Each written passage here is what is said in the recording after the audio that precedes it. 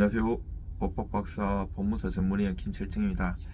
오늘은 우리가 이제 어떤 형사 문제가 되었을 때 형사 의견서, 진술서, 그리고 반성문, 탄원서 이런 형사 문제하고 또 행정심판하고 결부되었을 때 뭐 영업정지라든지 아니면 음주 운전해서 이것이 면허가 취소되면 거기에 따라서 면허를 구제하는 행정심판이라든지 행정심판에서 안되면 행정소송이라는 게 있고요.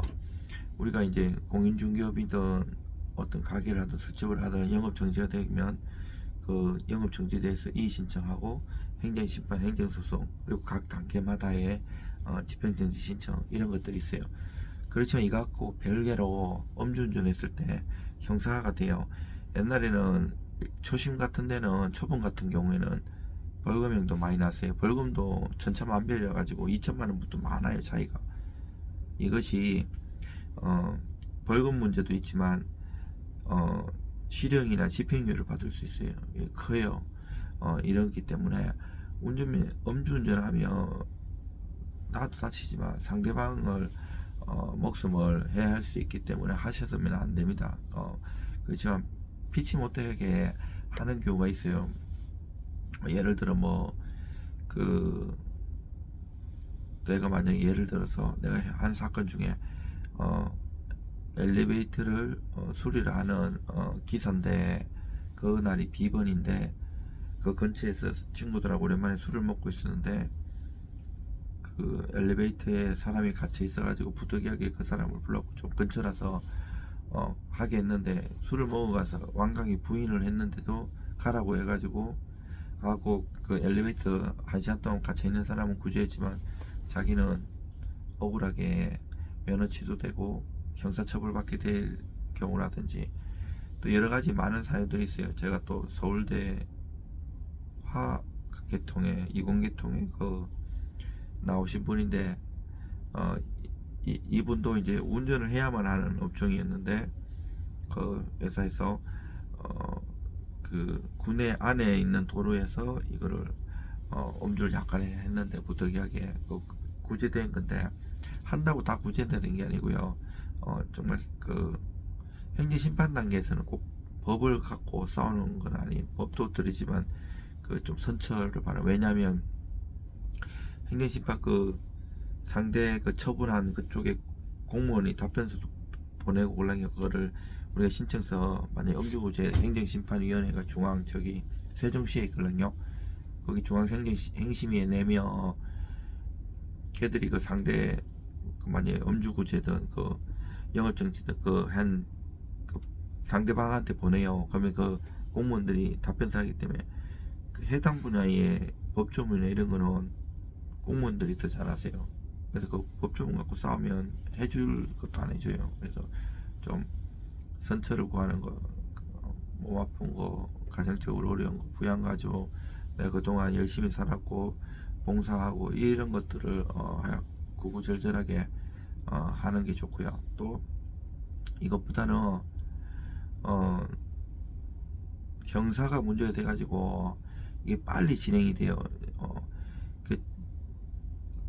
그 검찰에서 거의 약식 기소하면 벌금이 나오고 보통 이제 공판 절차 해부하면 그 경찰이 조사받는데 검사에서 또 조사받을 때 생각하는데 거의 건너뛰고 바로 돼요. 거의 옛날에는 검경수사권 조정돼가지고 조정되기 이전에는 경찰이 대충 수사해도 검사가 다시 수사하고 했잖아요. 근데 중대범죄가 아닌 이상 경찰이 수사의 종결권을 가져요. 그러면 내가 이제 검사에서는 빨리 그냥 경찰이 수사했는 거를 거의 믿고 바로 공판을 제기하든 약식 기소를 하는데 구공판을 때리는데 보통 정식재판으로 많이 가요. 정식재판 가면 그 공소장도 그 법원에서 피고인한테 보내주고 그 법원 형사 의견서라고 나와요. 칸맥 꾸는 거.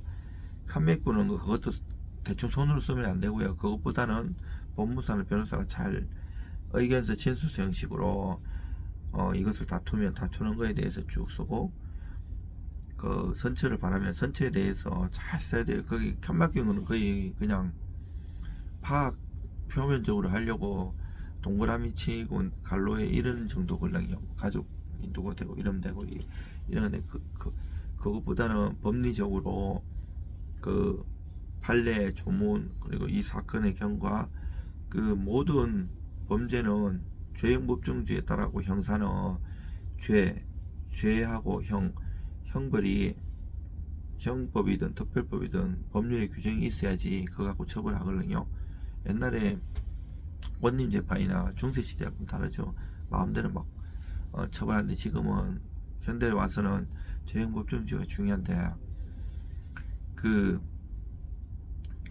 이것을 이 모든 범죄는 도이치 시프라이로 독일어로 다트 베시탄트라고 하는데 이것은 그 구성요건 해당성이라고 해요. 제가 외국어를 한 7개국어를 하는데 제가 박사학위도 형법 형사소송법으로 받았어요.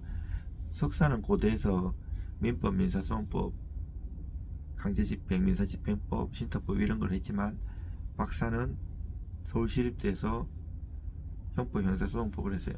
두 학교 다 박사학위 받기 엄청 어려운 학교예요. 했는데 그 구성요건을 공격하는 고소하는 입장에서는 그 구성요건에 맞게끔 사안을 보sob하는 거고 반대로 내가 의견서나 진술을 제기하는 피고인이라면 그 구성요건을 깨주고 탄핵해 주는 거예요. 나하고는 아니고 나는 예를 들어 형법 347조에 사기죄가 있는데 기망이 있고 착오를 일으켜 가지고 그 결과가 발생하고 손해가 발생했고 인과관계가 있는 이런 게 중요한데 이 기망도 적극적이면 묵시적이면 소극적이면 많이 나눠져요.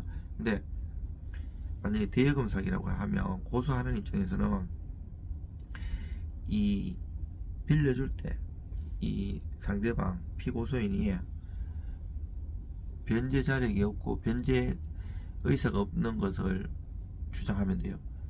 변제 의사 없는 걸 못 보잖아요. 어떻게 추단하는가 하면 변제 능력이 없다는 것. 얘는 그 당시 빌려갈 때 이미 돌려막기 하고 있었고 여러 정황상 없다는 거. 아니면 뭐 소송 당하고 다른 사람한테 채무 불이행정 왔었다는 거. 이런 거를 해주는 거거든요. 반대로 내가 고소를 당한 입장이라면 나 빌릴 때 능력이 있었다. 능력 있는데 안 주는 거는 사기가 아니에요. 그거는 민사로 해결할 일이거든요. 그리고 내가 음주나 다른 범죄를 걸리면 경찰 조사받기 전에 빨리 저 같은 전문적으로 하는 법무사 사무실이든 변호사든 찾아가야 돼요. 이거를 예를 들어 음주라고 하면 잘 기억이 안 나거든요. 그러면서 경찰대학교에서는 이렇게 진술했다가 검찰이나 법원 가서 딴 진술하면 이 진술에 일관성이 없어가지고 안 믿어주세요. 거짓말 하라는 건 아니고 그 거짓말도 일관적으로 하면 믿어주거든요. 그게 중요해요. 그래서 미리 자기도 준비하면서 법무사 사무실에서 서로 주거니 받거니 하면서 이걸 사안을 육하원칙에 따라서 어떻게 해가지고 이라고 스토리 텔링도 만들고 사실관계를 딱 해가지고 어떻게 경찰이 진술했을 때 내가 물었을 때 어떻게 답하고 이런 걸 잘 정리를 해가야 돼요. 그것도 내고 또 만약에 공소장 나왔을 때 그때에 따라서 또 옛날에 준비한 게 있기 때문에 일관적으로 진술을 준비하고 반성문 타는서도 반성문이라는 거는 우리가 보통 보면 뭐 잘못했어요 뭐 이렇게 쓰는 게 아니에요. 그리고 그 타는서도 수백 통 수천 통 이게 중요한 게 아니고 진솔하게 만약에 친구 입장에서 얘는 버거치 살 사람이고 신호도 잘 지키고 이렇게 아무 도움도 안 돼요. 이 사건과 관련된 사람이 쓰는 게 제일 좋고요. 근데 그 사람 모르잖아요. 어느 정도 얘기를 해줘야 돼요. 그래서 도움을 많이 드리고요. 이 세 개가 3일체에 대해서 일관적으로 써야지 좋은 결과가 있어요. 물론 뭐 100% 해결한다 이러면 사기꾼이고요. 그런 데는 변호사 찾아가면 안 되고요. 최선을 다해가지고 적은 비용으로 최고의 효과를 내는 게 중요하거든요. 뭐든지 민사든 형사든 최선을 다해가지고 안 되면 한이 안 맞는데 최선을 다 안 해보고 포기하면 나중에 합병으로 많이 돌아가시는 경우도 있어요. 여러분들 힘내시고 건강하십시오.